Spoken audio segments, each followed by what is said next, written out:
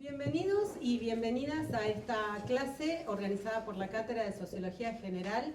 Es una clase conjunta de los profesores Ricardo Sidicaro y Lucas Ruinich, titulada, así fue anunciado, titulada La descomposición social. Yo lo primero que quiero decir es que estoy muy contenta de estar presentando a mis profesores.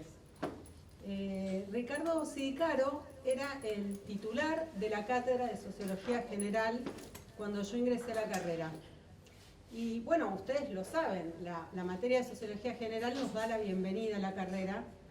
Y el profesor Ricardo Sidicaro nos presentó la sociología, la mirada sociológica, en un sentido mucho más amplio que lo que voy a resumir en esta oración, pero nos presentó esa mirada que incita a poner en duda el carácter evidente de la vida social. Y fue también el profesor que a un grupo de estudiantes nos invitó a participar en una investigación que en ese momento él estaba dirigiendo en el Instituto Gino Germano, Gino Germani, yo siempre me voy a acordar, fue obviamente mi primera experiencia en ese sentido, era sobre identidades políticas de los sectores populares, y también nos invitó a participar en la materia. Así que fue ahí, en ese contexto, en ese ámbito, donde yo inicié mi formación en docencia.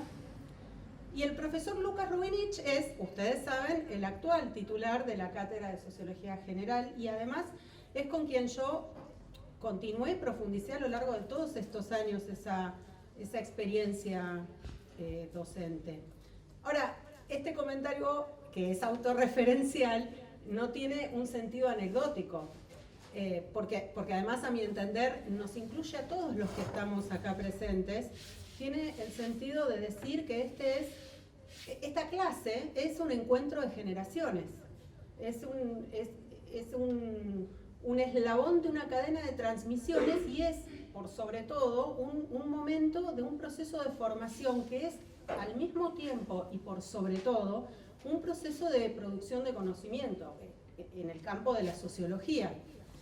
Y bueno, hay que decirlo, además es junio, el mes de la reforma, ¿no? De la reforma del 18. Entonces es un proceso de producción de conocimiento que tiene mucho que ver con la institucionalidad de esta carrera, con la institucionalidad de esta universidad, con la tradición de la universidad pública, y en un sentido mucho más amplio con las experiencias políticas, la vida política, digamos, la dinámica de la vida política de nuestro país, por poner un periodo desde los 70 hasta nuestros días. Y hay una idea que comparten nuestros dos profesores, que es que, entre otras, y algunas que voy a puntualizar, hay una idea que comparten que es muy fuerte y que hace también el sentido de esta clase, y es que la docencia, la investigación, la intervención pública, la divulgación, la gestión académica también, son todas dimensiones de ese proceso de producción de conocimiento. No es que se hace una cosa u otra. Ellos especialmente hacen todo eso al mismo tiempo, o en todo caso en instancias en las que para ellos son producir conocimiento. Y sus trayectorias mismas así lo expresan. No es que voy a entrar en el detalle de sus formaciones o intereses específicos, que los tienen, pero sí me interesa decir que ambos son sociólogos por la UBA, que ambos tienen una vastísima trayectoria docente en grado y en posgrado, que son investigadores, que han investigado desde el momento mismo en que iniciaron su formación en sociología, que divulgan, que escriben artículos, han escrito libros. Bueno, los últimos de los dos profesores son, uno es un libro muy, digamos, en relación con la sociología clásica, ¿no? Con la tradición de la sociología clásica, el del profesor Sidicaro, que editó hace poco, es Las sociologías de Marx, Durkheim, el orden no sé si lo estoy diciendo bien, Ricardo. Yo no voy a decir si las sociologías de Marx, Durkheim y Weber, y el de Lucas está titulado Contra el Homo Resignatus, tiene un subtítulo más largo, pero así empieza. Y bueno, yo traigo a colación esto para primero mostrar que efectivamente sus recorridos expresan fuertemente esta idea, ¿no? De la unidad de la producción del conocimiento del proceso que implica la producción del conocimiento sociológico. Pero más allá de las brevísimas referencias que hice, lo que quiero enfatizar es ese compromiso que tienen con el trabajo académico e intelectual, ese sentido intelectual del trabajo que realizan, esa intención manifiesta de intervenir en el espacio público. Y eso implica lidiar con los problemas y las cuestiones del presente y de la historia reciente. Eso, bueno, para quienes tenemos interés en la vida política es profundamente atractivo, pero ya sabemos, lo estamos sabiendo desde que estoy pensando también en que hay en nuestros estudiantes de la materia de sociología general, eso nos lo enseña y nos incita a pensar así la mirada sociológica, es irritante. Al mismo tiempo que es atractivo, esta tarea es irritante. Y bueno, ya sabemos porque trata con los problemas de la vida cotidiana, las cosas de todos los días, que están en las discusiones de todos los días, pero con relación a esto quiero decir que es también como una marca personal de nuestros profesores, y es que son verdaderamente provocadores. O sea, quienes estamos en sus clases, quienes los leemos, sabemos que son provocadores. Ahora, respecto de este carácter provocador de sus reflexiones, de su forma de dar clases, de sus trabajos, que tienen esa unidad, ¿no? Que expresan esa unidad, no es una provocación, no es una tarea que se realiza de cualquier manera. Lo hacen nutridos con las más potentes y rigurosas herramientas de la teoría. Y eso es también como una marca que llevan en el orillo, ¿no? Lo hacen en una clave sistemática, analítica, interpretativa, en una relación muy productiva con la tradición, las teorías sociales y la tradición de la teoría sociológica. Tienen sus autores favoritos, o sea, tienen sus autores favoritos, pero también hacen un acercamiento crítico a los textos, y eso es lo que, a mi entender, les permite de un modo muy interesante apropiarse de los aportes y buscar explícitamente esa complementación de aportes, ¿no? También por eso pueden trabajar muy bien en las explicaciones multicausales, porque hay un acercamiento a los textos, a las tradiciones y a los textos, y hay una mirada crítica sobre ello. Y bueno, como les decía, ¿no? Quiero resaltar antes de salir de esta idea que hay un trabajo muy potente, muy minucioso en materia de revisión y de elaboración de conceptos y de explicaciones, como configuraciones explicativas, para tomar un concepto que usa Ricardo en su último libro. Y ya que hablamos de la teoría, no es que usan la teoría per se, no es que entran en juegos del pensamiento en abstracto. Esto es algo también que en sus clases, en sus textos, leyendo sus investigaciones, escuchándolos en encuentros como estos, uno rápidamente identifica que para ellos verdaderamente la teoría es aplicada en el análisis empírico. No hay una cosa y la otra. La teoría es un recurso, el conocimiento sociológico es un recurso que tiene que servir y que sirve y que es muy potente para dar cuenta de problemas y objetos complejos pero concretos. Y decir que son concretos es decir que están situados en unas coordenadas de tiempo y espacio. Y es con relación a esas coordenadas y al carácter concreto que tienen que surgen ciertas preguntas y no otras. Y algo quiero decir sobre las preguntas, porque estos profesores también comparten otra marca, otra clave de trabajo, que es que recurren a las preguntas de los clásicos. Y esto también hace a los textos que ustedes trabajaron para hoy en relación con esta clase. Recurren a las preguntas, a las potentes preguntas de los clásicos, pero las aplican al análisis de la realidad actual, del presente, y muy específicamente de la sociedad argentina, porque en sus trabajos, en sus preocupaciones y en sus reflexiones e investigaciones, verdaderamente muestran una preocupación por entender cómo funciona nuestra sociedad, la sociedad argentina. Y entender cómo funciona la sociedad argentina es, para ellos, entender también cuál es el carácter de sus conflictos, porque tienen tiene un carácter conflictivo, ¿no? La naturaleza de los conflictos, la naturaleza de la dominación, las formas particulares específicas que toma la dominación en nuestro país, ya que estamos refiriendo a eso, y bueno, lidiar con las formas del poder y del sentido, por decirlo así rápidamente en dos grandes conceptos sociológicos, tiene fuertes implicancias para el análisis de los procesos de transformación social y estos profesores, los nuestros que estamos presentando acá, no evaden ese problema, toman una posición en relación a ello, que es en realidad, para decirlo de una manera quizás un poco más general, es una posición en relación con la discusión acerca de la relación entre el conocimiento sociológico y las cuestiones políticas. Y que es una discusión que dispara en varios o en muchos sentidos. Yo solo quiero mencionar dos cosas para terminar. Una, que tiene que ver más con nuestra cuestión más corporativa, como sociólogas y sociólogos que somos o queremos ser. Una que tiene que ver con la delimitación de lo que queda fuera y adentro del campo sociológico, porque siempre esa relación entre el conocimiento sociológico y la cuestión política pone en juego una discusión dentro de nuestro propio campo acerca de qué queda dentro y qué queda fuera.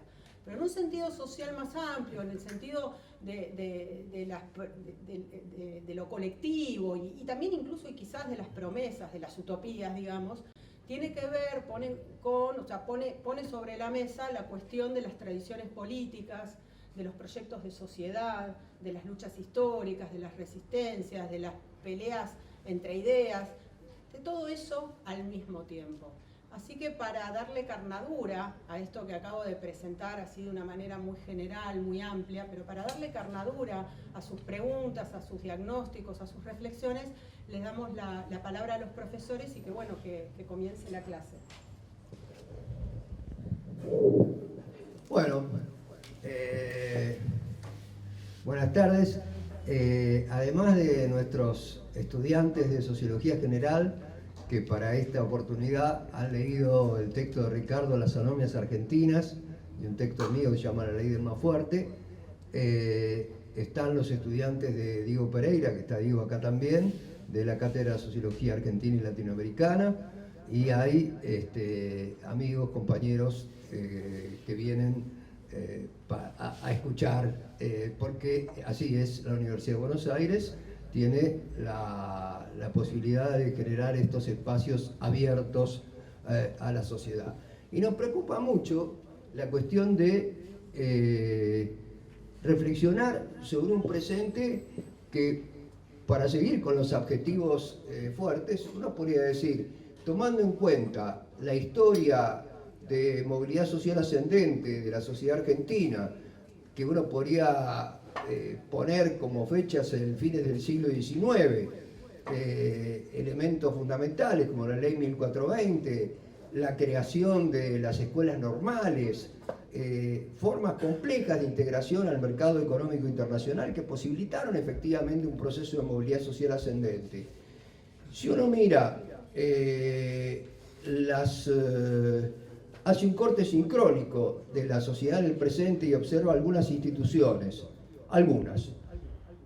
el mundo universitario, el sistema político y la fragmentación social, uno puede sin pudor decir que la situación es catastrófica, digamos, que estamos ante una situación catastrófica, que tiene distintas posibles entradas para dar cuenta de esta adjetivación que puede parecer exagerada. El propio mundo, ya que empezamos por el propio mundo universitario. El mundo universitario, desde las transformaciones que se producen a nivel internacional, por supuesto, que tiene que ver con las conferencias de Bolonia, donde prácticamente la educación pasó a ser un servicio público, un bien transable, generó problemas para las miradas que piensan en el conocimiento en relación a las sociedades que piensan en la inclusión del género humano, problemas muy significativos. Hace 2 o 3 días falleció un filósofo calabrés al que nosotros entrevistamos en la revista Siete Ensayos, que era un hombre joven que, especialista en Giordano Bruno, que había publicado en Francia en la colección más prestigiosa de filosofía y que era profesor de Harvard y qué sé yo, pero un personaje muy particular que volvió al sur de Italia a dar clases y que estaba realmente indignado con las transformaciones que se producían en la educación a nivel internacional y específicamente en el mundo europeo, y más específicamente en el mundo italiano. Un muchacho que, gracias a la creación de esa universidad en los años 70, había logrado estudiar, porque si no, no habría podido estudiar, porque tenía que ir al norte y no tenía el suficiente capital económico familiar para hacerlo, y se relacionó con profesores jóvenes que no tenían lugar en el norte, y cuando se creó la Universidad del Sur, van todos ahí, profesionales imbuidos de un espíritu crítico de los años 60, de los primeros años 70, y puestos en un lugar relevante, se transforman en profesores apasionados que formaron a este muchacho que, hijo de un humilde comerciante de una pequeña ciudad en el sur de Calabria, llega a ser uno de los especialistas mundiales más importantes de Giordano Bruno. ¿Qué dice Nucci Ordine, que era el personaje al que me estoy refiriendo?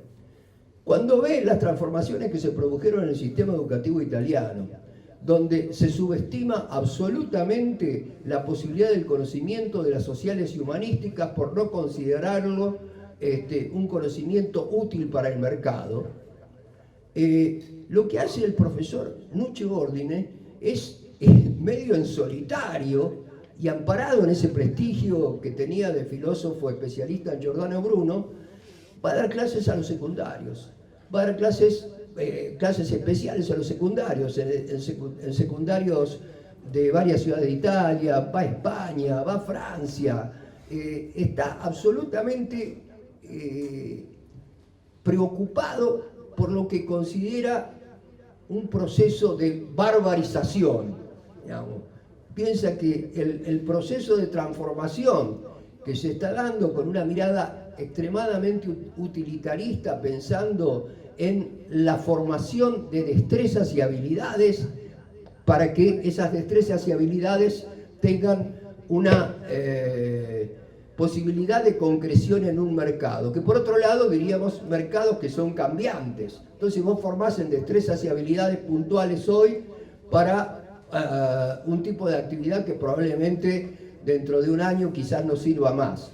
Entonces, ese deterioro extraordinario de la educación, ese deterioro que hizo que un gran científico argentino exiliado en México, se llama Rolando García, que fue el célebre profesor decano de la Facultad de Ciencias Exactas, que en el año 66 le pegaron un palo en la cabeza cuando trató de evitar la irrupción de la Guardia de Infantería en la Facultad de Ciencias Exactas, que era uno de los elementos centrales del proceso de modernización. El proceso de modernización cultural en Argentina tenía, yo diría, 4 instituciones básicas.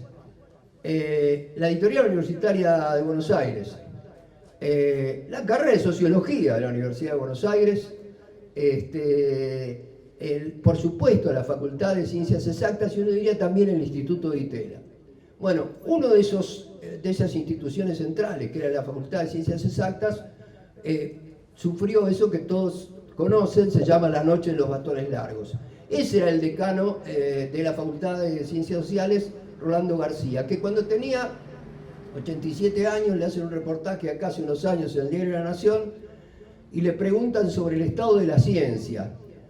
Y Rolando García dice, y como tiene la autoridad que tenía, no hubo ningún problema en la publicación de ese reportaje en el Diario de la Nación, dice que cree que la ciencia está en una subordinación extraordinaria al mercado, que hay un deterioro catastrófico de la situación de la producción de conocimiento a nivel internacional.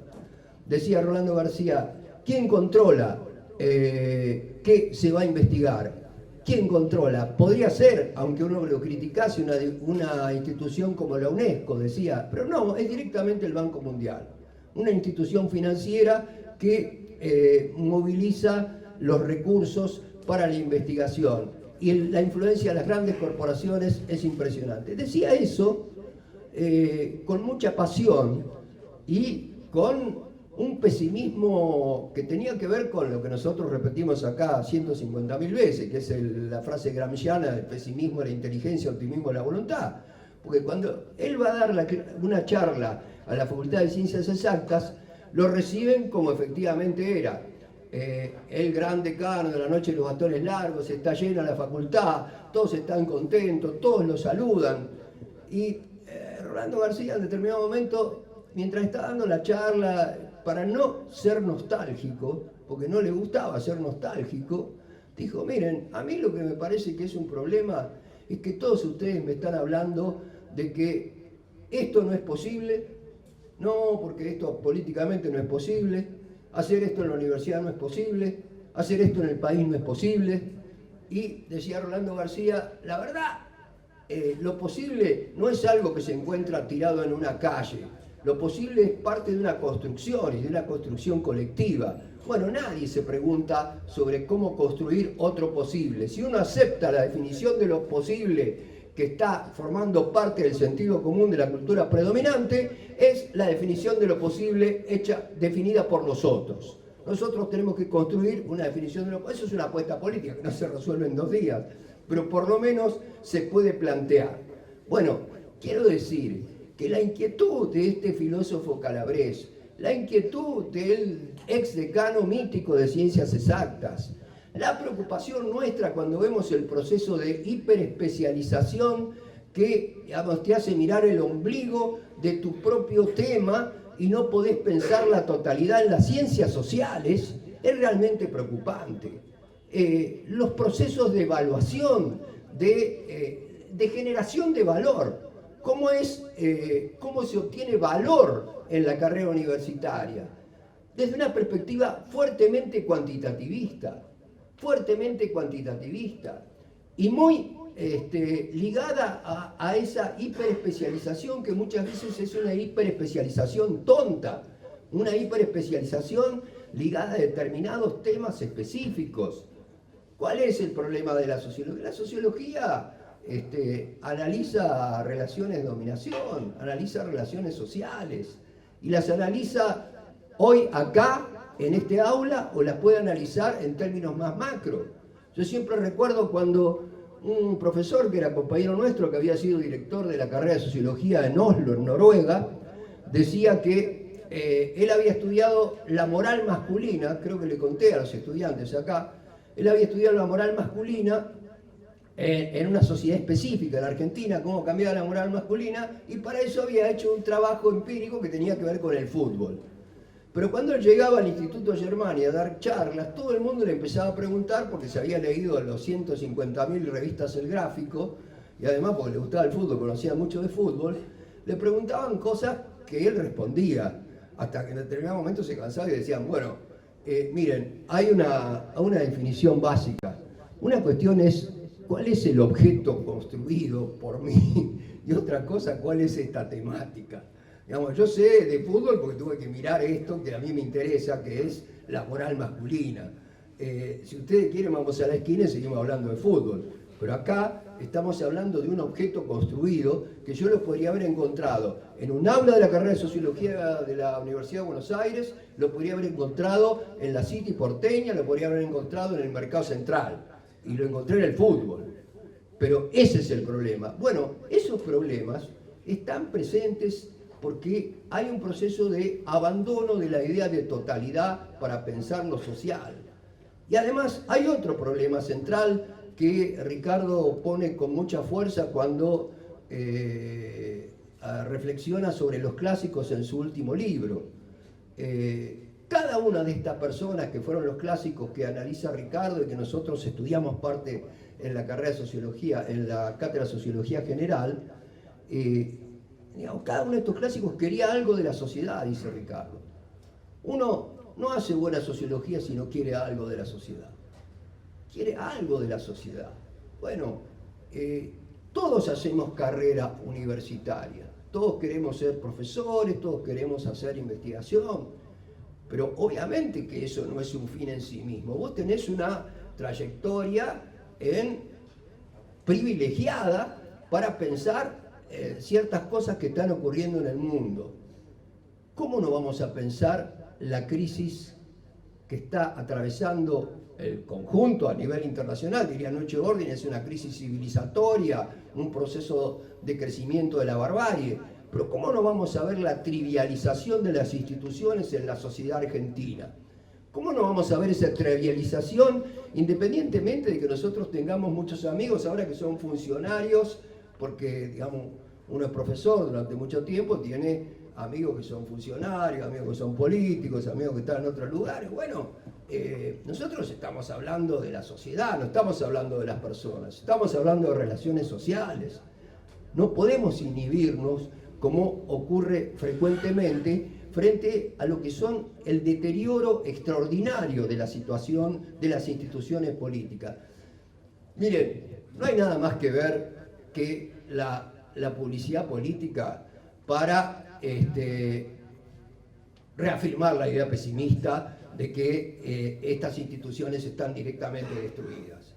Si ustedes ven, pero no los expertos en publicidad ligados al mundo publicitario y que se enancan en la fuerza del clima de época predominante, como podría ser Alfredo Sturzenegger en la Universidad de Columbia, contando alegremente cómo su asesor Durán Barba le dijo, bueno, vos no tenés que hablar de algo serio.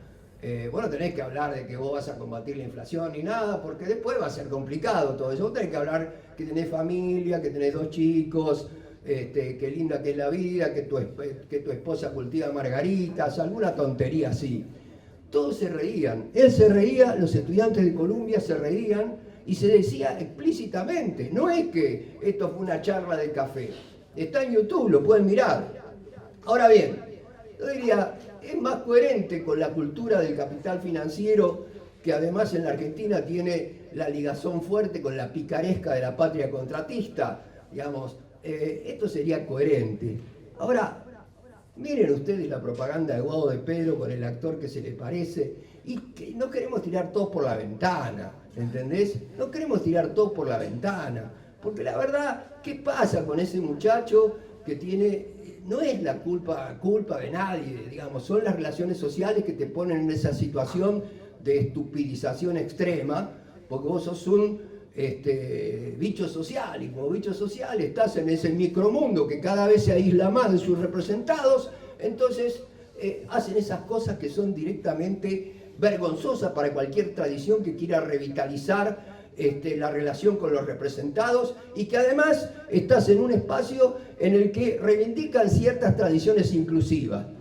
Y vos decís, si soy un poco menos tartamudo, un poco más tartamudo, entonces qué simpático, el otro es parecido a mí, pero es un chiste esto, es un chiste. Alguien dice algo acerca no de un programa de 150.000 puntos, como podría ser alguna agrupación minoritaria, legítimamente lo hace, sino 4 puntos, 5 puntos. ¿Alguien escuchó 4 o 5 puntos de algunos de los que están debatiendo vergonzosamente, de una manera individualista, pragmática, para quedar mejor parado en la lucha electoral? Porque nadie piensa en la lucha política en el sentido de política definida en un sentido más fuerte.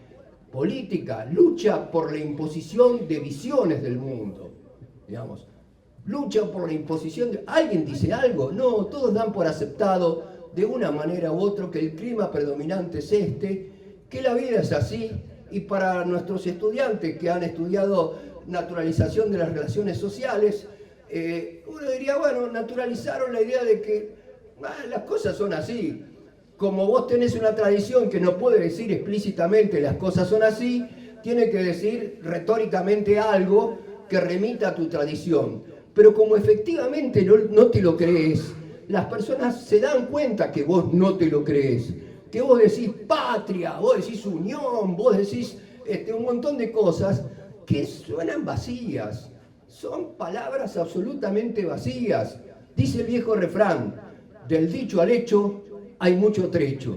bueno, a veces no hay tanto trecho, sobre todo cuando hay periodos de efervescencia social, que están leyendo Durkheim también, pero en este momento las tradiciones que tienen una experiencia, las experiencias políticas, los restos de las asociaciones políticas, para decirlo así, porque no hay partidos políticos, están todos hechos pelota, digamos, los restos de las asociaciones políticas que se reconocen en tradiciones más o menos inclusivas, tienen que elaborar una retórica porque lo fundamental es la lucha electoral. Para ellos, para el sistema político, y no es una culpa ni de nada, porque insisto, acá no se habla de eso muchas veces porque todos conocemos a uno que es gobernador, al otro que es diputado, al otro que es asesor de no sé quién. No estamos hablando en contra del gobernador, ni del diputado, ni el que es asesor de no sé quién. Estamos hablando, que también le vendría a ver a ellos a darse cuenta de esta situación, en que el clima predominante hizo que nadie crea seriamente que es posible producir algún mínimo cambio y algún mínimo emparchamiento que tengan que ver con la tradición de inclusión. Entonces, pero también tenés que remitirte a tu tradición. Entonces tenés que decir, no tenés que decir nosotros somos republicanos, dicen uno, nadie se lo cree. Nosotros somos inclusivos, dicen nosotros, nadie se lo cree, ni ellos tampoco. Ni uno ni los otros. Los republicanos no creen que sea el republicanismo una cuestión fundamental, porque lo fundamental es la libertad. En este caso ya, yo diría en términos abstractos de las corporaciones, pero en términos concretos es la libertad para depredar desde tu propio grupo minoritario lo que queda. Y en el otro caso, lo que tenés son personas que tienen que sostener su posición electoral, entonces vos tenés que reconocerte en tradiciones inclusivas, digamos, soberanía política, justicia social, bueno, la verdad lo tenés que decir, pero nadie se lo cree, y lo más interesante es que no se lo cree el que lo está diciendo, y que eso se percibe, y por eso se genera esta situación de aislamiento y de bronca que da como resultados el surgimiento de personajes payasescos particulares. Por eso es. Entonces, hay una situación de descomposición social, sin lugar a dudas que la hay. Uno vaya a mirar, y nosotros tenemos espacios de contención fuerte, como son los movimientos sociales, espacios de contención fuerte del conflicto, digamos que tienen que ver con la capacidad de contener a personas que están afuera del mapa. Pero por otro lado, tenemos un sector importante de la población que está en la informalidad. Y la informalidad es absolutamente empática en un contexto como este con la mirada del individualismo pragmático. ¿Qué es lo que me decía un vendedor de sandía en la ruta 3 hace un tiempo? ¿Qué me decía el vendedor de sandía? Yo no soy como estos planeros. Yo me levanto todos los días a las 4 de la mañana y voy al mercado central y hago mi negocio. Él se autoexplota, digamos, está desde las 4:30 de la mañana hasta las 7 de la tarde vendiendo sandías en la ruta 3 y cree que todos son unos vagos, porque no hay interpelación política que diga algo sobre eso. Dejaron solo las tradiciones inclusivas a sus representados. En ese contexto es que nosotros charlábamos con Sidicaro acerca de la posibilidad pensar esta situación de deterioro que llamamos descomposición social. Esa es la situación que a mí me parece que es una responsabilidad pública de la sociología de dar cuenta de este tipo de situaciones. Si no, ¿para qué estamos? ¿No? ¿Para qué estamos acá? Digamos, no es incompatible hacer un estudio sofisticado, académico, sobre los clásicos y con pensar lo que está ocurriendo en la sociedad. Porque, como bien dice Ricardo, cada uno de esos clásicos apasionadamente se relacionó con sus propias sociedades y por eso produjo lo que produjo. No porque quería hacer carrera académica, porque tenía una mirada trascendente sobre el mundo. Bueno, esta es la situación. La cátedra de Sociología General es un pequeño grano de arena, pero este pequeño grano de arena, ya que la universidad no tiene voz pública en sentido más fuerte, digamos, ¿Qué dijo la universidad sobre la pandemia? ¿Qué dice la universidad sobre el conflicto social? La universidad en el sentido fuerte, digo, la Universidad de Buenos Aires, conjunto, no 3 investigadores simpáticos, la cátedra de Sociología General. No hay una presencia relevante de la universidad como institución. Y bueno, nos ponemos contentos porque estamos clasificados 58, 42, 43 en algún sistema clasificatorio de no sé dónde. Y bárbaro, todavía nosotros somos parte somos los elementos residuales del proceso de movilidad social ascendente y la extensión extraordinaria del sistema educativo que hace que tengamos ciertas posibilidades. Ahora bien, nuestra posibilidad de pensar públicamente, de tener una voz pública como universidad frente a la catástrofe del presente, no está. Entonces, desde este pequeño lugar, queremos hacer algo para, por lo menos, mover un poco el avispero en este pequeño ámbito de las facultades sociales que cobija a una gran carrera, que es la carrera de Sociología. Ahí estamos. Vamos, Ricardo.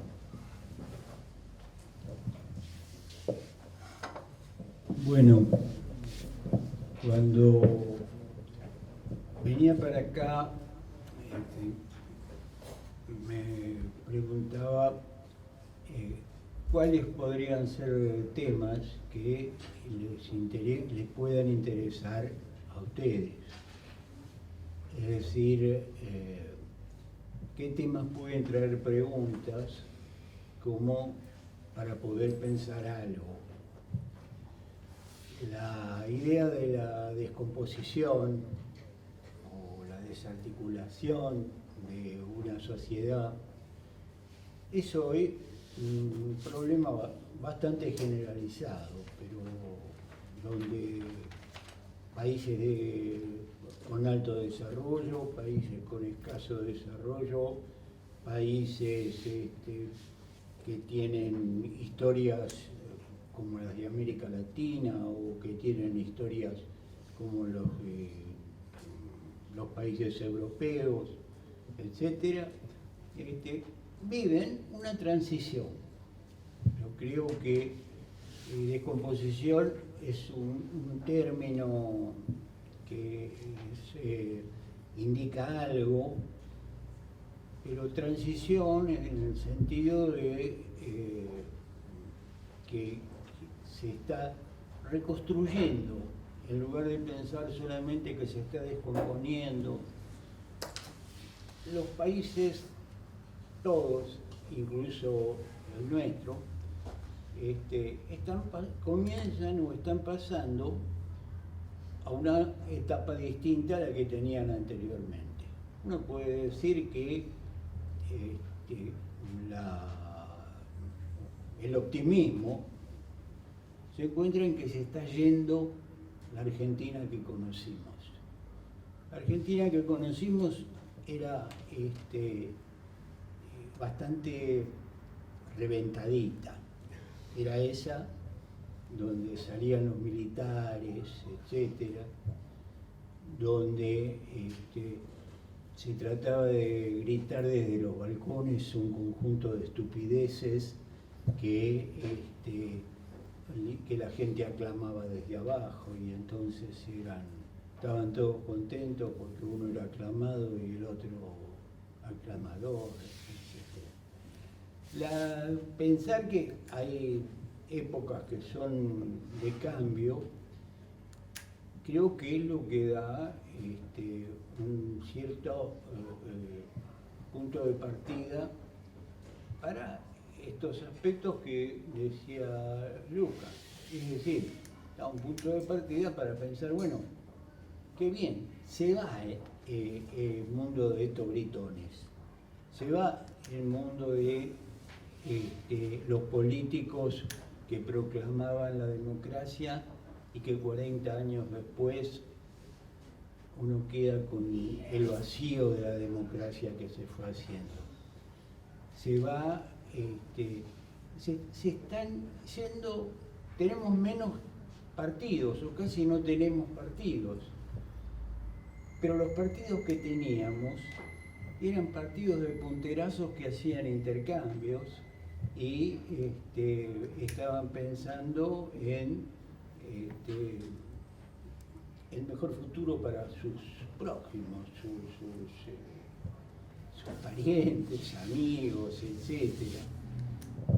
Y en general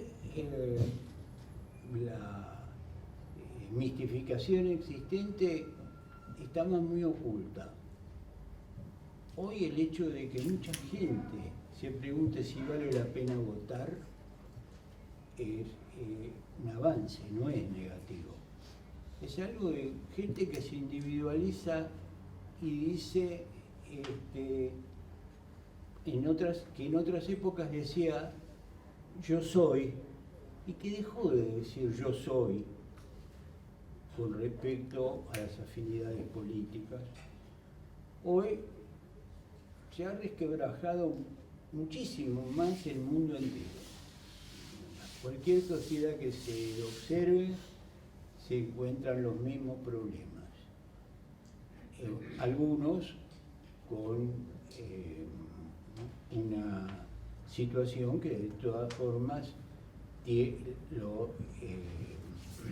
está respaldada en algún pasado glorioso o algún desarrollo económico importante, etc. Otros, como los de la Argentina, que ha sido el país del atraso y de la caída permanente desde hace mucho tiempo.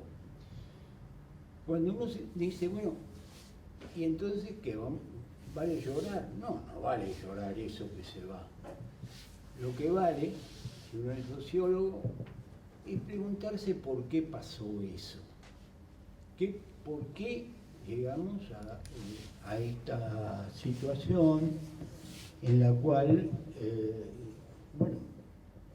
la insatisfacción general se acompaña con discursos políticos vacíos de fuerzas políticas que no pueden construir un programa, porque no pueden hacer un programa, porque para hacer un programa hace falta tener deliberación,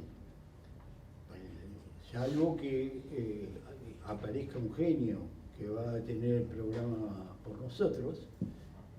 Si no deliberamos no tendríamos nunca programa. Nosotros hemos tenido 40 años de democracia sin deliberación. La democracia donde prácticamente lo que decía el otro no importaba, porque era un chancho burgués, van a decir unos, lo que decía otro era un analfabeto, lo que decía otro, la palabra casi sin sentido en el espacio de la política fue lo que cubrió prácticamente todos estos años. Ahora la pregunta, ¿pero por qué pasó eso? Si uno dice, ¿por qué pasó eso? Ahí recuerdo una expresión de Durkheim. Para estudiar el presente hace falta tener en cuenta el pasado inmediato. ¿Cómo fue el pasado inmediato? Vas a tener el presente. Algo que creas que no, que va a venir algo maravilloso, suelto, etc. ¿Cuál era el pasado inmediato de la Argentina durante mucho tiempo? Lo que yo llamo una república militar.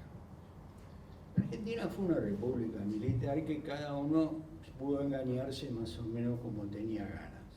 Entre 1930 y 1983, la democracia,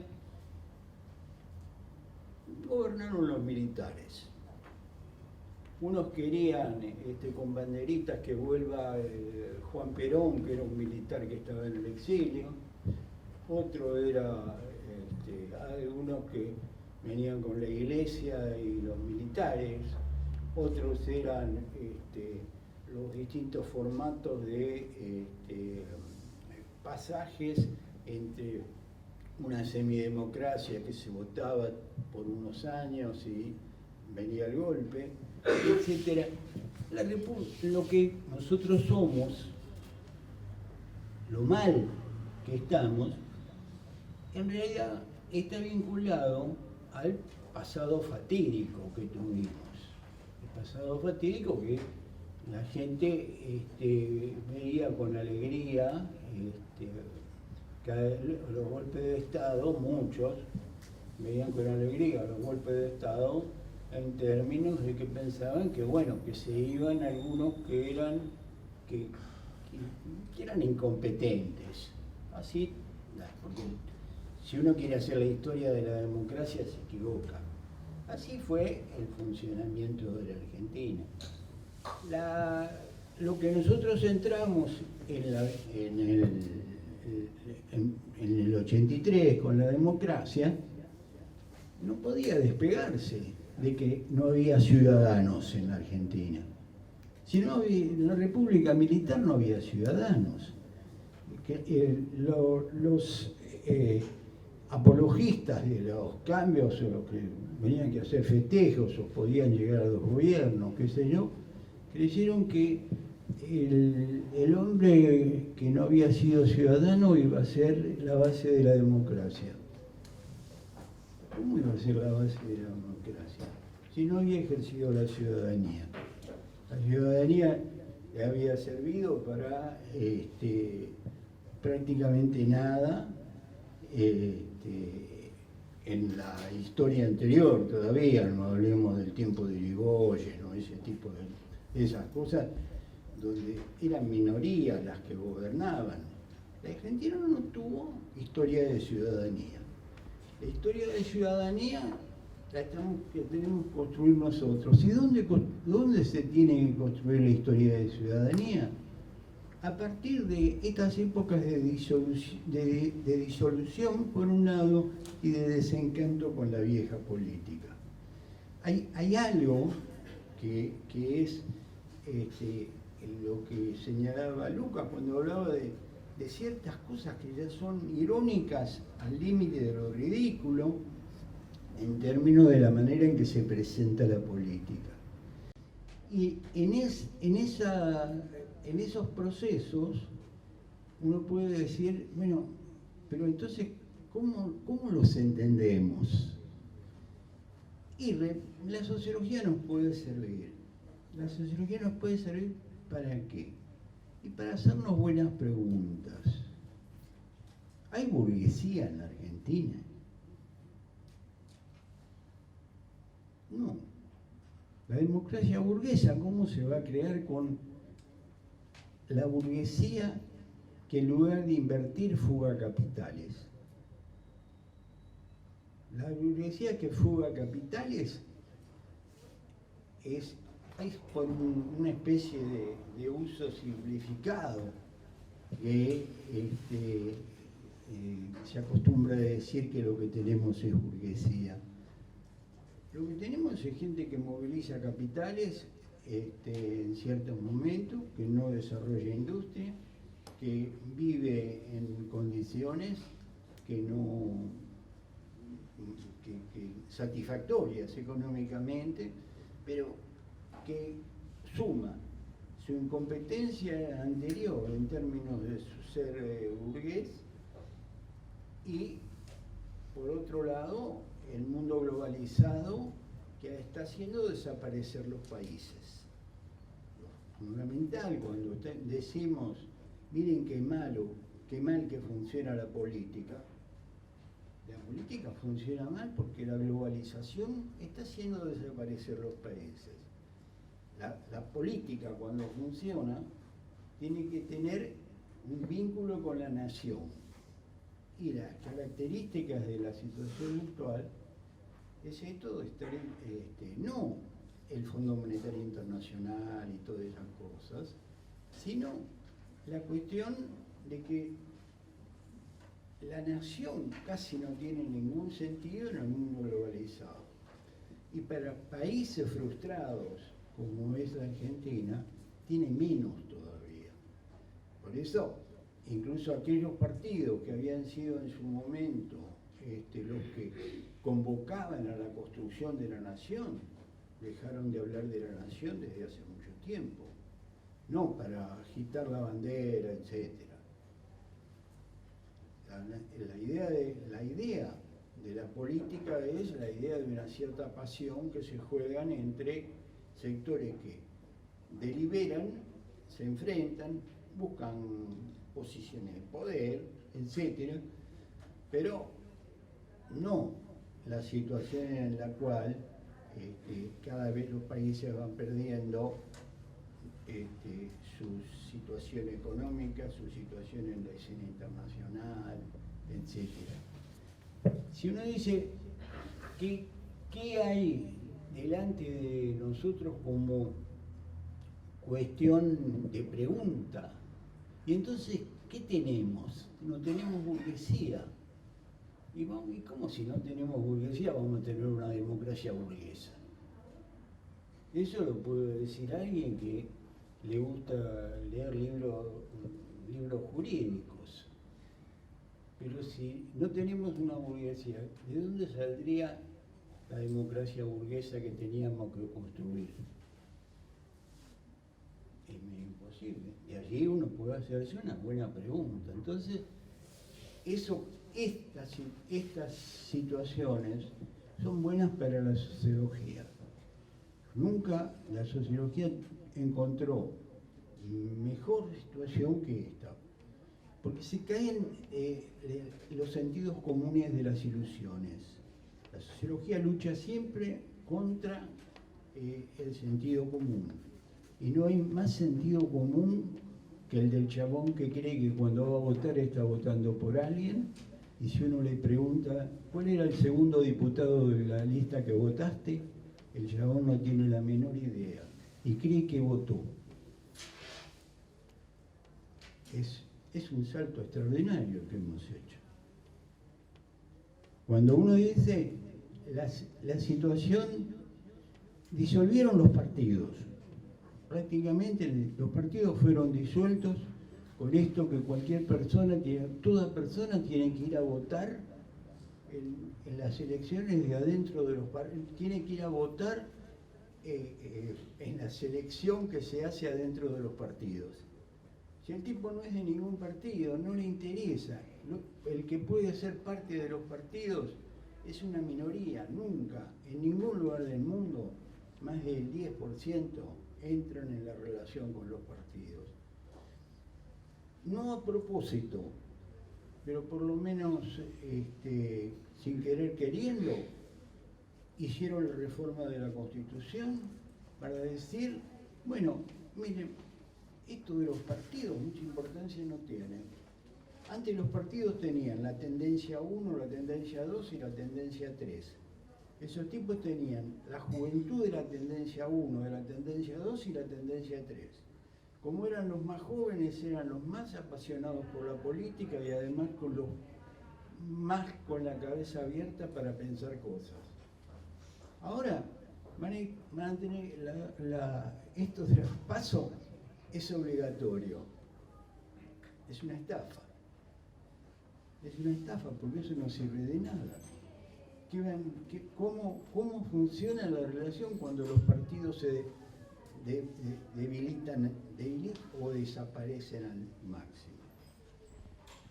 Bueno, si uno quisiera así, por eso se puede dar vuelta en torno a esto mucho tiempo, pero si uno quisiese mirarlo, uno dice, mire, no tenemos burguesía, tenemos hombres de negocios que fugan capitales. Está mal. Y mire, me parece que no está mal que pase eso. Porque no tenemos Estado.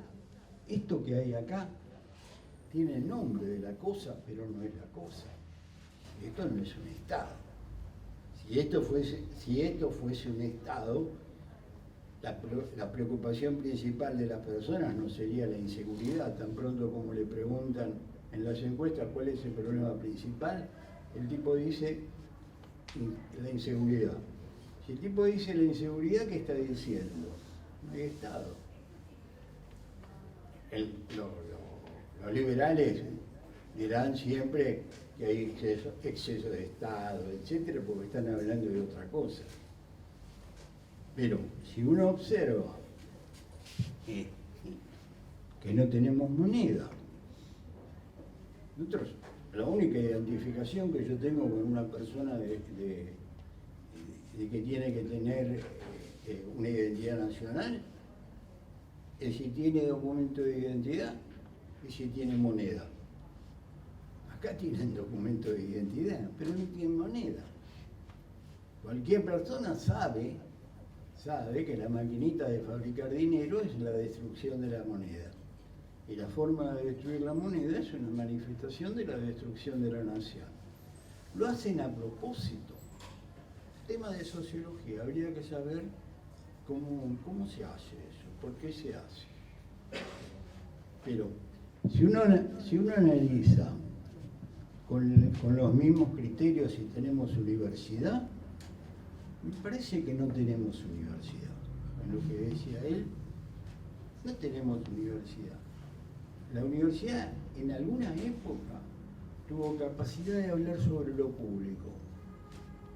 Desde que vino la democracia, hubo 16 años fatídicos que estuvo Schuberov en la dirección de la Universidad de Buenos Aires.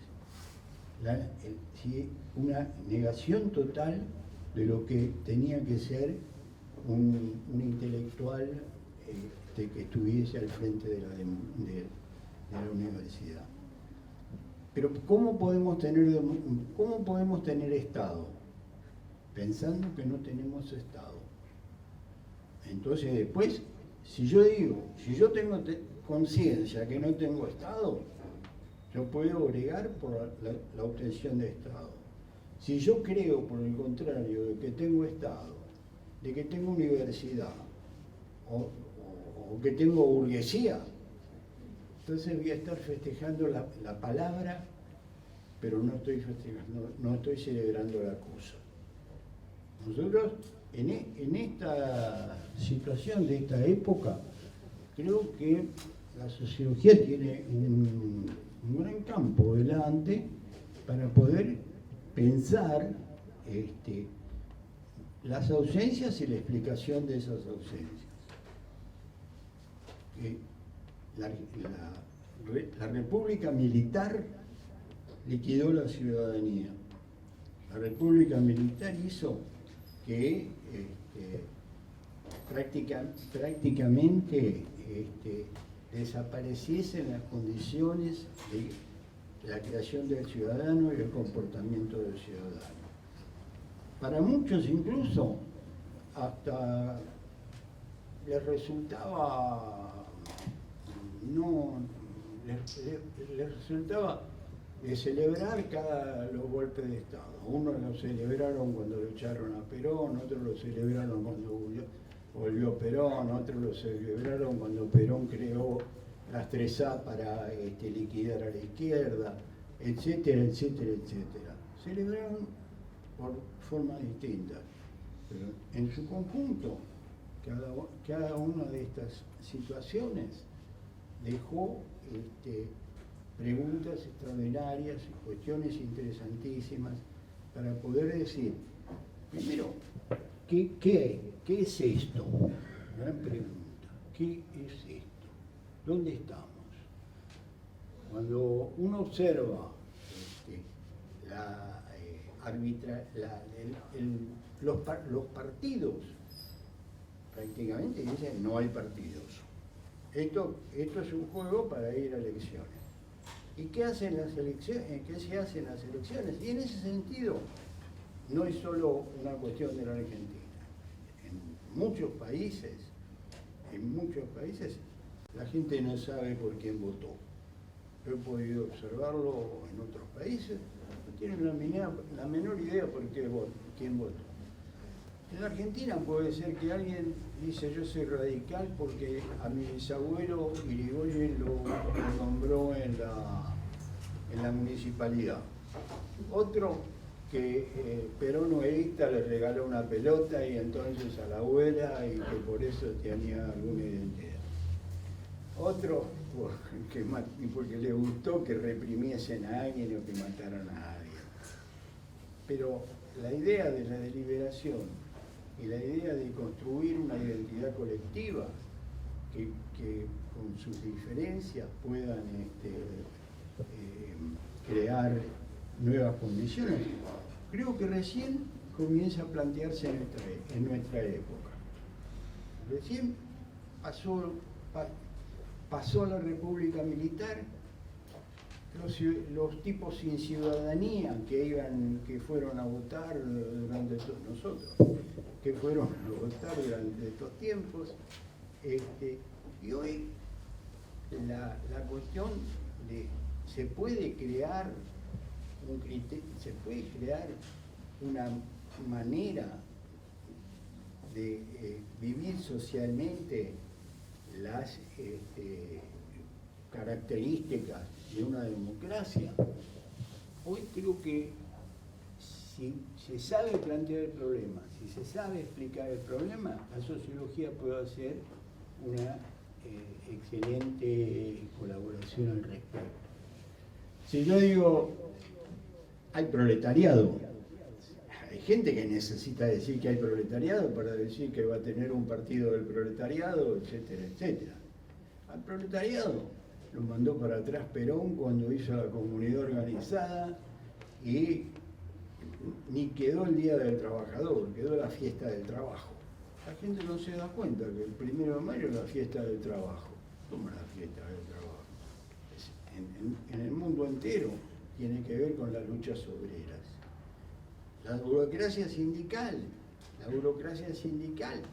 liquidó las posibilidades de tener no una clase obrera con conciencia de clase, sino una clase obrera que no esté manipulada por las burocracias.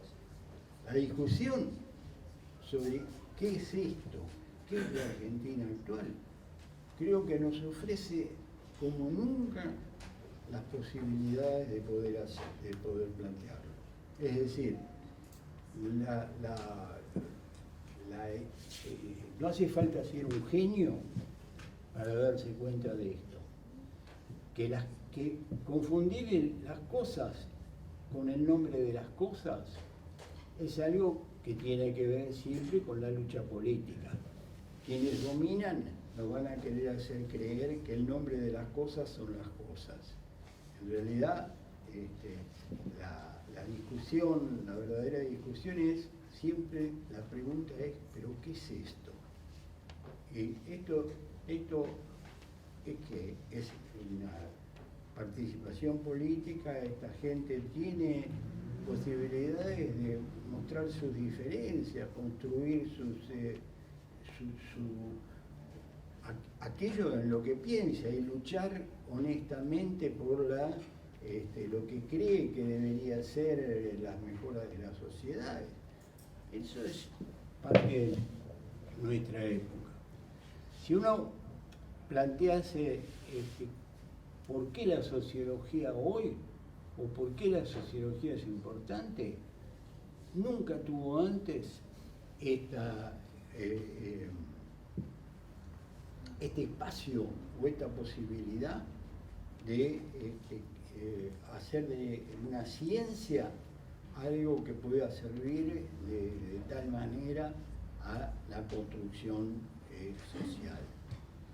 Cuando Durkheim dice hay un problema en las sociedades, que las sociedades más atrasadas suelen quedar obnubilizadas o suelen quedar encantadas o deseosas leyendo los libros, los manuales sobre las instituciones y copiando instituciones. Argentina nació torcida porque leyeron los libros de los países centrales y crearon las instituciones que la Argentina no podía tener porque estaba atrasada con respecto al desarrollo de la estructura cultural, etcétera, de los países que habían creado las ideas de la República. Entonces, no es sorprendente que no se haya tenido república. La república oligárquica no fue una república que tenía que ver con Rousseau, fue más bien la construcción de élites minoritarias que terminaron copiando instituciones, y las instituciones no pudieron ser naturalmente encausadas, porque eran leer el libro, copiar y poner una institución que parecía que era una institución. Es cierto, acá tuvimos situaciones raras. La Argentina tuvo el voto universal antes que Alemania. La Argentina tuvo el voto universal antes que muchos países. Algunos lo tuvieron, los habían sacado, los países centrales. Pero ¿cómo? Cuando yo charlaba con gente en Europa, me decía, pero ¿cómo tuvieron en 1912? Hicieron eso. Sí. Y bueno, yo decía, no, mira, Argentina tuvo algo que lo favoreció para hacer eso. Vinieron los inmigrantes no podían votar. En cambio, ustedes, los franceses o los alemanes, tuvieron el problema que si traían el voto, los obreros iban a votar. En la Argentina los obreros no votaban. Entonces, la gran mayoría de los obreros no votaban, porque eran extranjeros, y nacionalizarse no tenían ningún interés. Para completar las buenas preguntas sobre la clase obrera, los chabones que vinieron de inmigrantes creían que iban a hacer la América. ¿A qué venían? A hacerse burgueses, a hacer la América, a progresar. Las confusiones existentes al respecto son múltiples, y yo muchas veces me sorprende cómo nunca se ha discutido sobre este tipo de cosas. ¿Sí? Los distintos elementos de la descomposición que tenemos actualmente, la descomposición que nos permite, que puede definirse de dos maneras distintas. Se desarticulan o se separan cosas que en unas sociedades más normales tienen que estar articuladas y producirse avances que sirven a todos de manera diferente, pero sirven a todos. La descomposición tiene que ver con el individualismo egoísta que surge en esta época y se lleva adelante en esta época, pero no son todos, y tampoco están felices con el individualismo egoísta. Pero el individualismo del mercado no es el individualismo del mercado no es más que una parte de lo que se puede llamar individualismo. Las sociedades mejores, cuando quieren pensar su existencia y su futuro, tienen un individualismo moral. El individualismo moral es el que me hace a mí que yo pueda entender al otro y constituir mi existencia con respecto a la del otro. Si yo puedo hacer eso, yo puedo pensar en una sociedad. La Argentina tuvo muchos elementos que dificultaron la constitución de una sociedad. El primero de ellos, vuelvo a decir, la ausencia de deliberación, la incapacidad para poder pensar que lo que dice el otro, si se suma con lo que digo yo, y que lo de otro y otro, es un pensamiento mucho mejor que el pensamiento mío solo. El pensamiento mío vale de nada. Si podemos deliberar, si podemos crear condiciones para entender, en este caso, la situación de disolución, y no indignarse diciendo el 60% de los chicos pobres no comen o comen mal, o etcétera, y convertir ese problema en un problema activo de la política. Es decir, bueno, lo que tenemos que hacer, ¿dónde están las jerarquías de los problemas? Las jerarquías de los problemas están en aquello que tenga que ver con la construcción moral de la sociedad. La Argentina perdió eso, o quizás no lo tuvo nunca. Un país donde hablaban 5 o 6 lenguas, etcétera, etcétera, no era, cuando llegó la migración, no era de lo mejor como para crear sociedad. Y cuando la Argentina quiso crear sociedad, los militares fueron los factores de destrucción principal de la sociedad argentina. Los militares hicieron todo lo que fue que entendieron necesario como para crear un país atrasado, porque entonces ellos podían conducirlo. El atraso de la Argentina no fue un plan hecho por los militares, etcétera, etcétera, pero sí fue una situación en la cual vivimos fuera de las condiciones de construcción de una moral colectiva. Si cuando yo decía al principio, cuando venía para acá, yo decía, ¿hablar de qué? Yo pensaba hablar de aquello que podemos entender todos, pero es más, que todo lo podemos entender, pero que es difícil de plantear como cuestión de interés para la sociología y para la sociedad. Cuando en los momentos de situaciones de decadencia, como son los momentos actuales, son los mejores momentos, pienso, como para poder hacer la reflexión, bueno, ¿y ahora qué? La pregunta es, ¿y ahora qué? La sociología, ¿para ahora qué? Tendría que poner al margen muchas cosas que hacen a lo que se enseña normalmente cuando no se enseña a pensar. La sociología tendría que fundamentalmente enseñar a pensar. Si se enseña a pensar, uno puede hacer una contribución que yo creo que sería muy importante. ¿Dónde está la dificultad? El egoísmo pequeño burgués de cada uno de nosotros. Eso es así, más bien, eso está por ahí. Pero si uno dice, bien explicado, el egoísmo pequeño burgués seguirá subsistiendo al lado. Pero junto a eso, pensar la Argentina para los otros. Cuando uno dice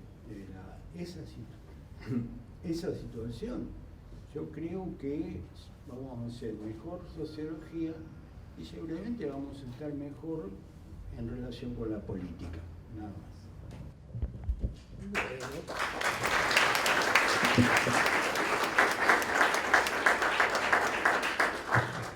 Abrimos preguntas, Tenemos que pasar para que se graben las preguntas Sí, el micrófono. Sí. Bueno, nos avisan y lo vamos pasando. Ahí Dale, está. ahí ya tenés uno, mirá, te lo alcanzo. Paso por acá adelante. Elegantemente. ¿Llega? No, Levantate un poquito.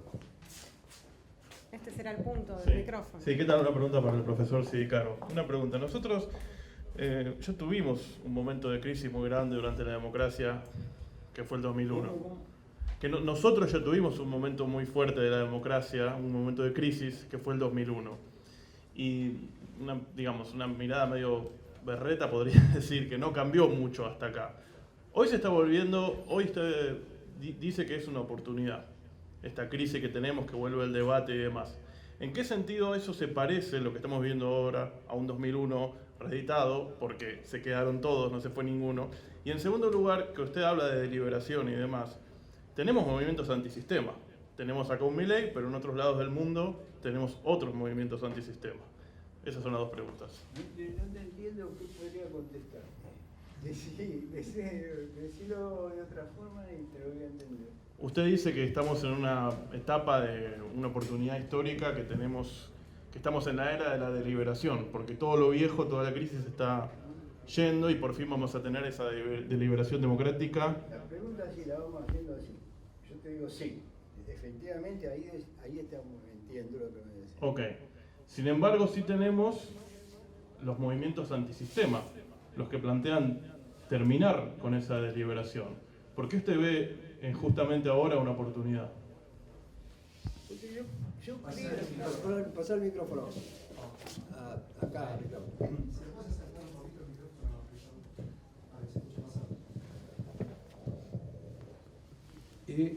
Yo pienso que esta es una oportunidad importante porque en buena medida es la primera vez que esto se plantea como verdaderamente para una transición a la democracia, verdaderamente para algo que pueda permitir la ampliación de la discusión, la aceptación de las ideas del otro, la posibilidad de que, bueno, es un país con características plurales que es efectivamente muy importante, cosas que si vos miras muchos de los países europeos no tienen las características plurales que podrían permitir una mejor democracia y nosotros tenemos una situación de todos estos fracasos son unos buenos puntos de partida. Ahora, esto que hay crisis es un invento de los economistas. Hay crisis de la economía, sí, es cierto, pero la crisis surgió, la crisis verdadera de lo que tenemos actualmente, es una crisis que tiene que ver con la fragmentación del cuerpo social. Ahora, si uno piensa en esa fragmentación del cuerpo social, está lo que la economía no sé cómo lo van a resolver. La economía es una dominación internacional que es muy difícil de resolver. Pero el camino hacia poder plantearse una mejor situación de vida de la sociedad está por primera vez la gente dejó de pensar en términos de la politiquería que le ofrecían. Es decir, hoy la declinación de los partidos tiene que ver con un ciudadano que se dio cuenta intuitivamente primero, pero que es propio de poder pensar en estas condiciones, que se dio cuenta de que en estas condiciones de declinación la Argentina no tiene ningún futuro. Nunca se había planteado esto. Nunca. La Argentina se dice nada. La Argentina de los años 1910, que era una gloria, que estaba bien, no vivía nadie acá. Teníamos 40 millones de vacas y 10 millones de personas. Hoy tenemos 40 millones de vacas y 47 millones de personas. Ese país ya no existe más. La Argentina gloriosa fueron los 40 millones de vacas. Y había tan poca gente que bueno. Pero en las condiciones actuales, la posibilidad de contribuir a una deliberación sobre qué queremos, quiénes somos, no vamos a ser distintos. Nadie va a uniformizar a nadie. Pero creo que eso es lo bueno, lo corresponde. Otra pregunta.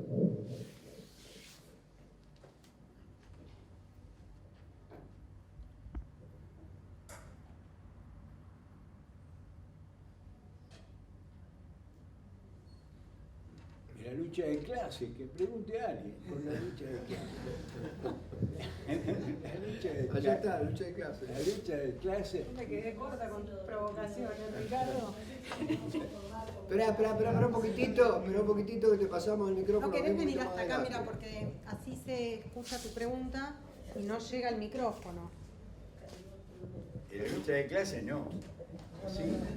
Yo solamente quería pensar casi gráficamente que mucho tiempo estuvimos con un tema casi geométrico de la grieta, ¿no? Como que la derecha de un lado, los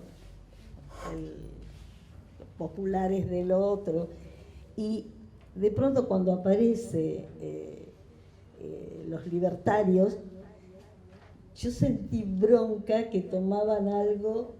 Yo vengo de la izquierda y yo siempre decía, la grieta no es así vertical, la grieta es horizontal entre los que tienen la decisión, los bienes y los que no.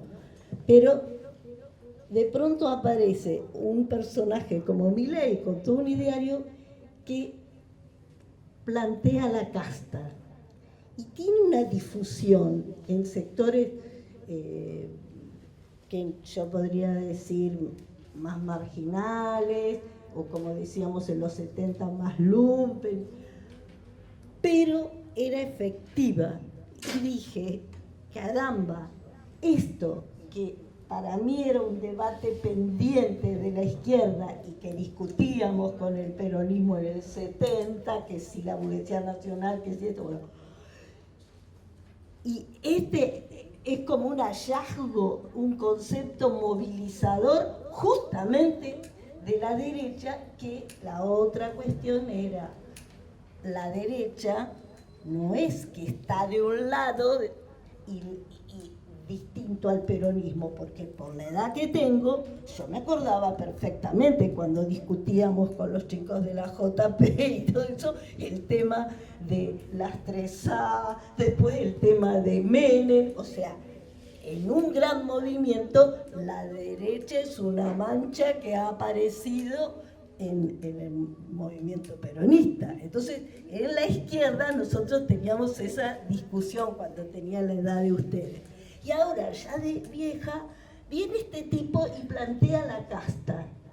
A mí me dio mucha bronca porque yo dije, está planteando justamente que esa diferencia es entre los que deciden, los que pueden y el resto. Y justamente lo viene a plantear alguien de la derecha y no de la izquierda, de donde yo. No, era eso nada más. Primero, a propósito de la casta. Yo creo que la casta es una contribución extraordinaria que ha hecho este tipo que tiene la cabeza media mal, poco importa, pero que alguien fue y lo ayudó a pensar, y la casta. Desde la izquierda, la idea de la condena de la clase política nunca lo sabían hacer. ¿Por qué? En buena medida, porque si uno hace un análisis, ¿dónde hay más casta? ¿En la izquierda o en la derecha? Hay más casta en la izquierda. Los tipos que están en la izquierda tienen muchísimo más permanencia en los cargos y todo de los tipos que están en la derecha. Los tipos que están en la derecha, en general están en los partidos, hacen contacto, después hacen un poco de guita y se dedican a otra cosa, consiguen una mujer rubia de ojos celestes, está todo perfecto, se puede funcionar todo perfecto. Los de la derecha, yo diría que prácticamente no crearon casta. En cambio, en los partidos más centristas, e incluso en la izquierda, hay gente que dura años y años y años, siempre lo mismo. Acá el aporte que habrá hecho este hombre en la historia de las ideas habrá sido lo de la casta. Fue y te dijo, mira, estos están todo el tiempo, y después contratan a la mujer, al sobrinito, a este, al otro, etc. Ahora, si uno dice la permanencia en la política ha sido un defecto, hubo momentos en que la política funcionaba, entre comillas, yo diría mejor que lo que funcionó en los últimos años, porque los golpistas impedían que se pudiese vivir de la política. El tipo llegaba a un puesto, estaba 3 años, chao, andate, y bueno, tenían que volver al estudio, o tenía que volver a donde no sé qué, pero tenía que laburar. Acá hace 40 años que hay gente que no trabaja. No trabaja, están ahí en la representación política. Es fantástico. Ahora, estudiemos eso y expliquemos el atraso que significa eso para el desarrollo de un país. Eso es esta gente que yo no conozco el interior, pero esta gente que se hacen reelegir y reelegir, debería resolverse muy fácilmente. No se puede tener sino un periodo, basta. Un periodo, 2 periodos y se terminó. Pero la capacidad de quedarse y dirigir la nada, porque prácticamente hay provincias que están permanentemente los tipos en el poder. Bueno, eso atrofia la construcción de la política. Ahora, no es fácil en un país que vivió tan mal la vida política, no es fácil construir otra cosa. Cuando yo digo, esta es una oportunidad, hay más percepción de la política. La gente puede decir, hoy la política no me interesa, o la política, qué sé yo. Pero yo creo que no es toda la sociedad la que entra en la política, pero puede comenzar a existir aquella gente que cree que puede hacer algo por la política, por la sociedad, etc. Ahora, si es de izquierda o es de derecha, no es problema eso. Si no hay derecha, ¿quién va a estar? La izquierda sola va a hablar mirando la pared. Es imposible. Para lo que haya derecha, izquierda, centro, es lo lógico de la política en las sociedades capitalistas. Eso no se puede hacer otra cosa. Si se terminan las sociedades capitalistas, que yo creo que llega un momento en que se van a terminar las sociedades capitalistas, posiblemente la gran reflexión de quien quiera evitar catástrofes es la pregunta, que no venga el totalitarismo de Stalin o ese tipo de cosas, o el totalitarismo de los países centrales, China, etcétera, donde no se participa de la política. Pero las transformaciones, estas que vos introdujiste, creo que están en lo de Milei, creo que está entre el avance de la política. Está el avance de la política porque invitó a que la gente se dé cuenta de algo. Que los programas que podría hacer no servirían mucho para lo que él puede creer, es cierto. Pero lo que pasa, la sociedad inventa sola. No hacen falta los intelectuales que inventen. Los sociólogos podemos ayudar, pero podemos ayudar en el sentido de decir, mire, esto cómo funciona y por qué funciona. Pero en la sociedad la percepción de las desviaciones, la percepción de todo lo que tiene que ver con crear gente que habla todo el tiempo y habla, etcétera, sobre para ser líder de no sé qué, eso es neutralizado cuando hay deliberación. Tenemos tiempo por otro lado. Ahí está. Vení para acá.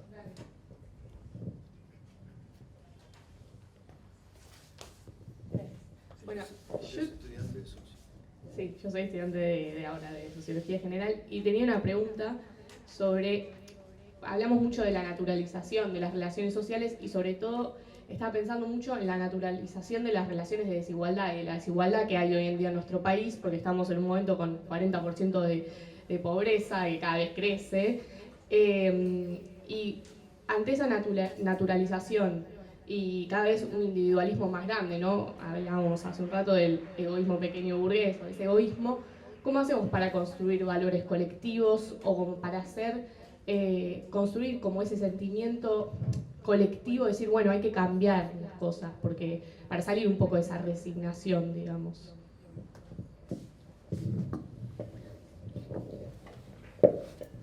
Que sería bueno conseguirlos, esto es lo que dije, que sea fácil de conseguir, no es fácil de conseguir.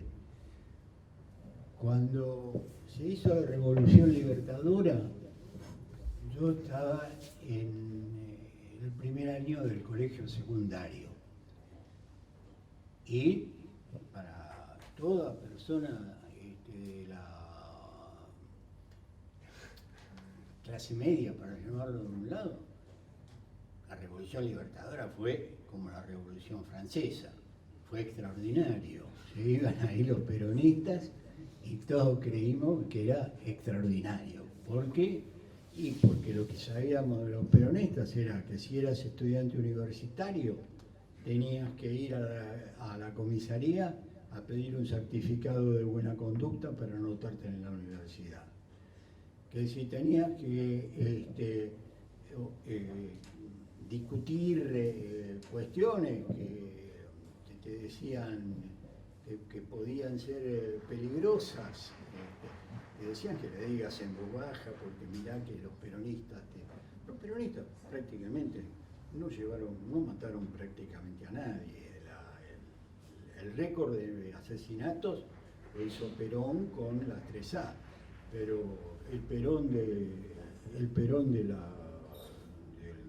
45-55, cuando sintió los tiros se fue, no fue alguien de matar a nadie, no había represión, pero había sí un sentimiento de falta de libertades.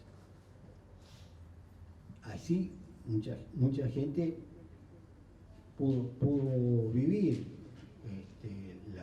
el fin del peronismo como la llegada de las libertades. La gente que había sentido que faltaban libertades, bueno, no eran para nada inteligentes, no eran para nada extraordinarios de nada, pero tenían sentimiento de la voluntad o el deseo de participación. Creo que esta época es parecida a eso. Esta época se parece a eso. Cuando se crean los discursos, en este caso son discursos vacíos, pero cuando se crea una situación donde la gente siente la distancia con la política, bueno, esto que puso Milei es interesante. Dijo, mire, estos son todos los mismos, y esto es una especie de oligarquía que está gobernando la clase política. Creo que es difícil pensar en la creatividad de la sociedad. La sociología lo que puede pensar es cómo, como diría Durkheim, cuando nos combinamos creamos ideas nuevas. Eso es lo fundamental. Las ideas que yo tengo se fusionan con las del otro y del otro y del otro y del otro y aparecen ideas nuevas. Y tendencialmente son ideas más morales o más éticas que las ideas del individuo solo. Esas situaciones no necesariamente dan grandes productos. Cuando terminó la dictadura militar, hubo en buena parte de la sociedad una muy buena situación para crear condiciones ético-políticas superiores. En vez de eso, más bien las huellas del pasado quedaron en todos los políticos que habían sufrido la dictadura, pero que de todas formas ni la habían reflexionado, ni habían entendido mucho. ¿Por qué?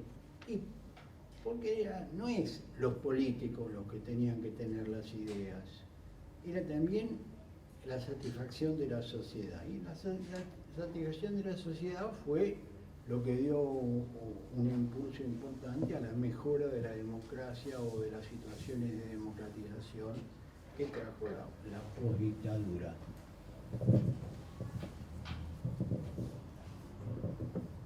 Una pregunta más tenemos.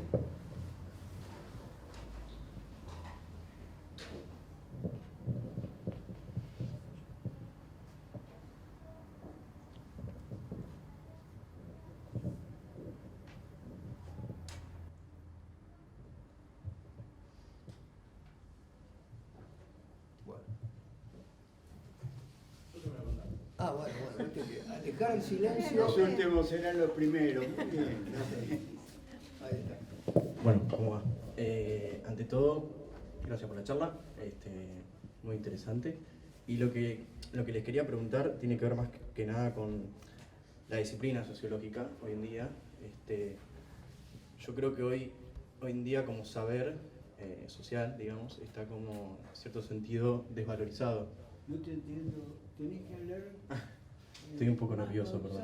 Más así, yo te voy a entender. Si no, no te... Mira, yo lo que creo hoy en día es que la sociología, en el campo de los saberes científicos o lo que sea, es un saber que está desvalorizado en algún punto.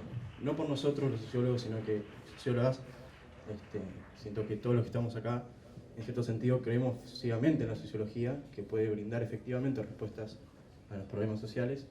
Y lo que le quería preguntar a ustedes es, ¿cómo hacemos para entrar en esa lucha de la revalorización de la sociología como un conocimiento social que efectivamente nos puede ayudar a resolver estos problemas y situaciones?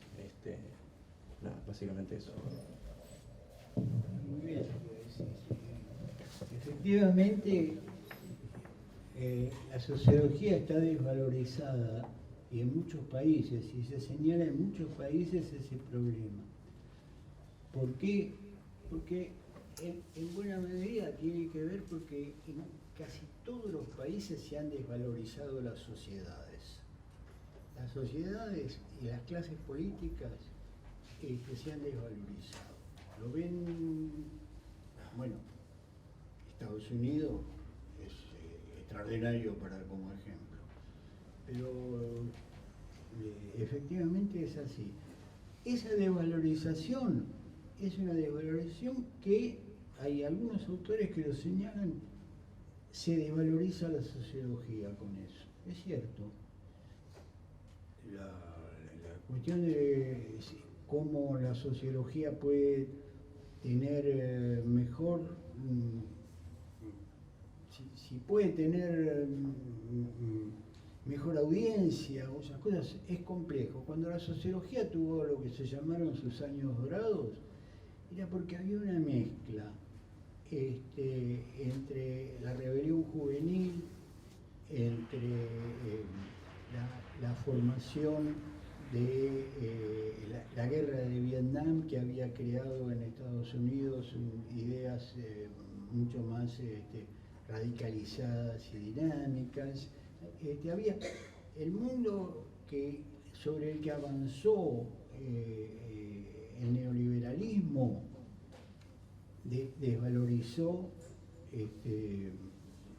muchas cosas y también desvalorizó la sociología. La sociología se convirtió para mucha gente en un empleo entretenido, o un empleo interesante, o un empleo, pero yo creo que no es algo permanente. Explicar la sociedad, la sociedad es media estúpida normalmente. La sociedad cree en una cantidad de cosas que la sociología dice, mire, eso no tiene sentido. Es decir, el sentido común, ¿quién lo fabrica? El sentido común es fabricado fundamentalmente por la gente en general y es instrumentado por las clases dominantes. Las clases dominantes son las que te traen el sentido común puesto en primera línea. Los sistemas educativos son mediocridades también que operan favoreciendo a los favorecidos. Es decir, les enseñan a unos lo que saben y les enseñan a otros lo que no saben. Enseñan lo que en la casa de la pequeña burguesía o de la burguesía se habla, lo convierten en el aprendizaje escolar. Hay cosas de Bourdieu que son extraordinarias para entender eso. Es decir, son problemas. La apuesta de Bourdieu es, no vamos a explicarle a todo el mundo, expliquemos el problema a algunos y tratemos de que se difunda la comprensión del carácter parcial y clasista que tiene normalmente la educación. La educación, siempre los maestros no les gusta esto, pero la educación que se imparte es una educación para formar el buen soldado, el buen trabajador y el buen ciudadano. El buen soldado burgués, el buen trabajador burgués, pero la idea de explicar lo social es un instrumento fundamental para poder decir lo que yo hago, puedo entender, que la gente pueda entender lo que hace. La sociología se tiene que esforzar en entender eso. Es, como dice Bourdieu, una ciencia que molesta. ¿Molesta por qué? Porque explica las asimetrías sociales. Las asimetrías sociales, las dominaciones sociales. Mejor hablemos de otra cosa, leamos la Constitución, leamos esa cosa y quédense contentos.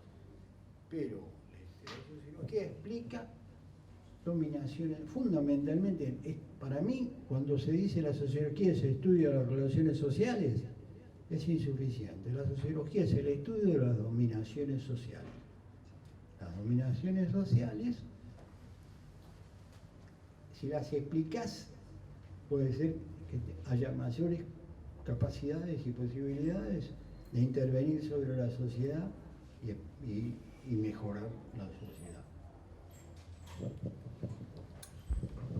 Bueno, nos quedó la cuestión de si todavía puede ser productivo la lucha de clases, digamos, ¿no? Pero la lucha de clases es algo que no solamente positiva, sino que es la manera en que las sociedades pueden tomar conciencia de sí mismas. El problema que ha existido es que, por un lado, la lucha de clases es una excelente manera de explicar la sociedad, pero ha sido muchas veces difundido por gente que lo cuenta como si fuese el catecismo.